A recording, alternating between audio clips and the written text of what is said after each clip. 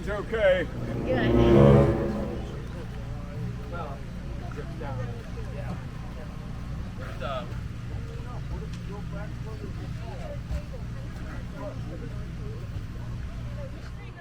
Test. Okay. Looks like an old shaving brush. Testing. Any feedback? Cell phone with a pink case. Someone left one on a bench down here in the snowcat. Cell phone with a pink case. Anybody looking for a cell phone with a pink case? All right, so lost cell phone. Anybody looking for a lost cell phone? Check your pockets. You have your phone. I know everybody in your boat does. I'm yelling at other people. Sorry. Bear with me.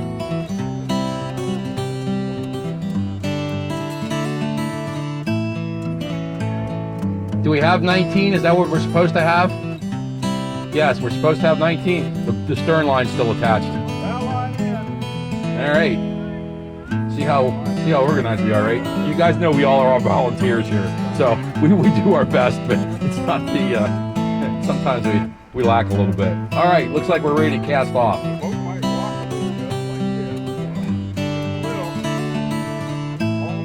All right, looks like we're casting off. Welcome aboard the Lois Miley. The Lois is our replica canal boat. A couple things you can tell that it's a replica. The first thing is it's made out of fiberglass. When this canal was in operation, there was no such thing as fiberglass. It would have been made out of wood. The second thing you can tell, we got to back up. What are we doing? We lost somebody, we missed somebody. Nobody fell off. I'm not sure what's going on, but bear with us. So anyway, here's a couple of safety things I'll tell you while we're doing that. Anyway, remember I said this is a replica. One of the things that we would not been able to do if we were on a real canal boat is we would not have had an engine. So we would not have had anything to back up. Our engine, when this canal was in operation, would have been walking along this path on the left-hand side. This is what's known as a tow path or a mule path. So actually our engine would have been a mule, and that mule would have been pulling us. We do not have any rapids or waterfalls on the canal, so you don't have to worry about any of that kind of stuff. Our boat does sometimes, however, sway side to side.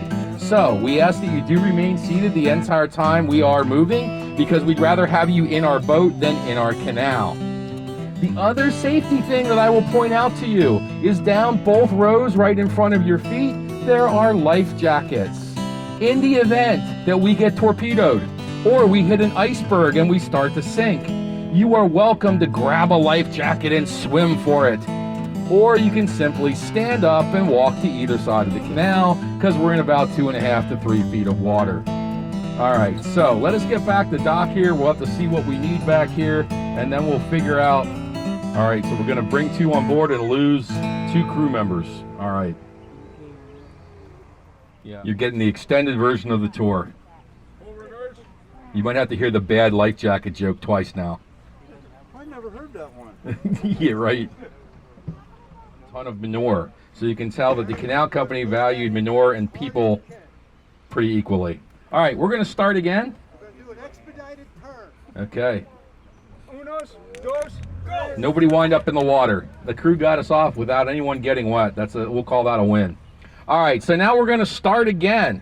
The subsequent damming of the creek actually killed off the eel species. It was not until about 20 years ago, when eels have been reintroduced, that you can once again find freshwater eels in the Swatara Creek.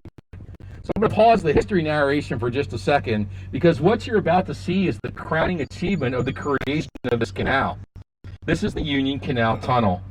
Keep in mind that everything that we've been sailing on so far, and everything that we're about to go through, all has to be created by hand. There's no machinery when this canal is being built. So there's no bulldozers, there's no steam shovels, there's no excavators, there's no dynamite, none of that stuff exists. So everything is going to have to be built by using picks, shovels, something called a star drill, and gunpowder. Those are the only tools that the folks had to actually build this. I should have asked this before. Who's scared of bats? Oh no. Oh, you don't have to worry about it. We don't have any bats. You're good. Bats won't roost over water, so there's no bats in the tunnel. But I will tell you, you're going to get dripped on. And you're going to get dripped on, and the water's about as pure as you can get. By the way, you'll also feel it drop a degree or two.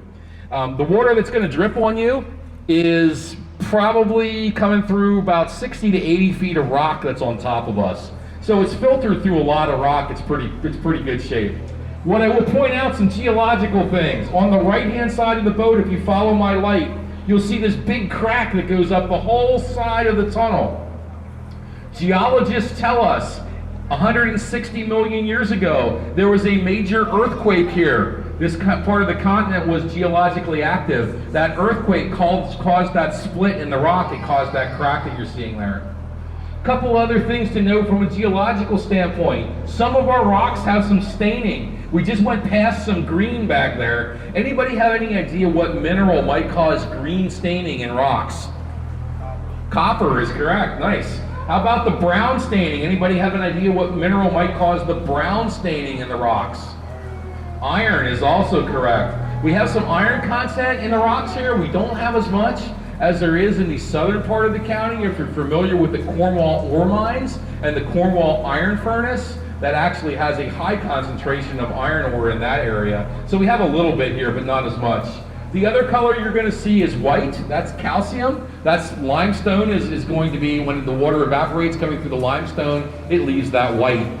I'm going to point out, and I'll put my light on some of these straight lines that you're going to see. We'll see them on both sides of the boat. There's one up there, there's another one. If you look off the side of the boat, you'll see them all over the place. Those straight lines are made by a tool called a star drill. And when we get to the other side, I'll actually show you what a star drill looks like and how those lines were made. But let's get back to our construction and the whole idea around creating of this canal and ultimately the tunnel.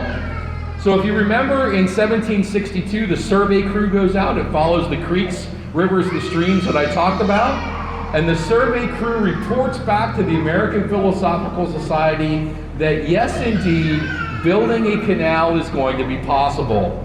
So the next hurdle comes up in the 1770s. Unfortunately, the colonies are about to experience something in 1770s that's once again going to put the whole concept of building a canal and tunnel on hold. Anybody have an idea what we're about to experience in the 1770s? The Revolutionary War. So the Revolutionary War is going to happen. Once again, everything is kind of sidetracked on the canal building. It's not until the Revolutionary War is over that we can actually get back as a country. We're now the United States. We can certainly start thinking about building some infrastructure. I'm going to pause for a second again and look for our resident owls. There's a couple of perches here that they like to hang out on. I do not see them. They weren't here earlier. They probably have the weekend off because I can't imagine they'd be working today. So no owls, sorry about that. What kind of owl? I think they're called barred owls. So they're relatively small, but they've been nesting in here for probably 3 or 4 years now. We've seen them. All right, as we exit the tunnel, we'll go back a little bit to the history. So it's not until after the Revolutionary War that the concept of building this canal is going to be back in the forefront. Much like today, if you were guaranteed a 6% return, you would probably like that idea. So investors started to flow in and they actually had money to be able to work on the canal again. So it's not until the late 18 teens and early 1820s where work really begins in earnest and the canal company actually starts to make some progress. What are some of the things that you'd be interested in having?